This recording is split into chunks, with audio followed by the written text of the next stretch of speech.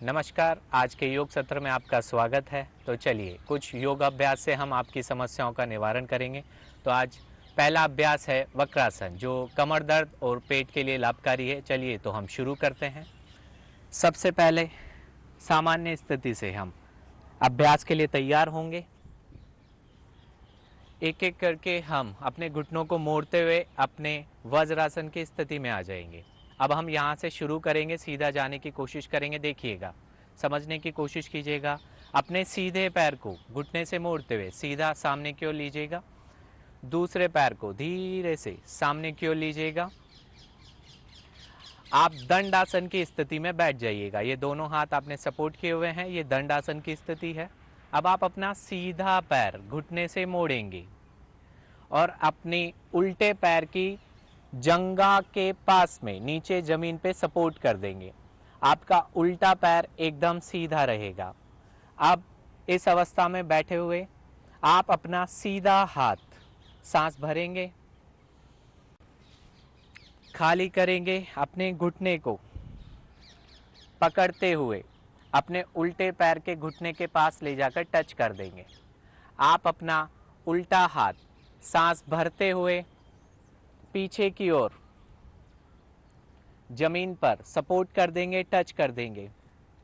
ये अवस्था में आप पीछे की ओर अपने गर्दन को, सर को ले जाते हुए अपने कंधे की स्थिति में, अपने कंधे की सिध में देखने की कोशिश करेंगे।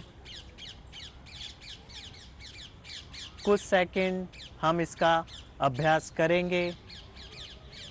1 से 5 तक, 1 से 10 सेकंड तक कोशिश करेंगे। धीरे से श्वास लेते हुए गर्दन को सामने की ओर लेकर आएंगे। अपने उल्टे हाथ को आगे की ओर सपोर्ट करेंगे, वापस से जमीन पर अपनी उल्टे पैर की थाइस के पास में। सीधे हाथ को धीरे से सांस भरते हुए खोलेंगे, अपने सीधे पैर के पास रख लेंगे। अपने सीधे पैर को धीरे से घुटने से सीधा कर देंगे। वापस से हम दंड आसन की स्थिति में आ जाएंगे। यहाँ हम रुकेंगे, रिलैक्स हो जाएंगे। इस आसन का अभ्यास हम फिर से करेंगे। ये आपकी कमर दर्द के लिए, आपकी पेट की समस्याओं के लिए, आपके कंधों की जकड़न के लिए, आपकी गर्दन की जकड़न के लिए लाभकारी है। चलिए एक बार फिर से कोशिश करते हैं हम। अब हम दूसरे पैर से करने की कोशिश करेंगे। आप अपना उल्टा पैर धीरे से घुटने से मोड़ें और अपने सीधे पैर के घुटने के पास, थाइस के पास सपोर्ट कर दें जमीन पे। आप सीधे बैठे हुए हैं। अपना उल्टा हाथ सांस भरें, ऊपर उठाएं, अपने सर से सांस खाली करें, धीरे धीरे नीचे की ओर लेकर आएं। अपने घुटने को पकड़ते हुए सीधे पैर के घुटने के पास टच कर दें। धीरे से अपना हाथ सांस लेते हुए पीछे की ओर लेकर आएं,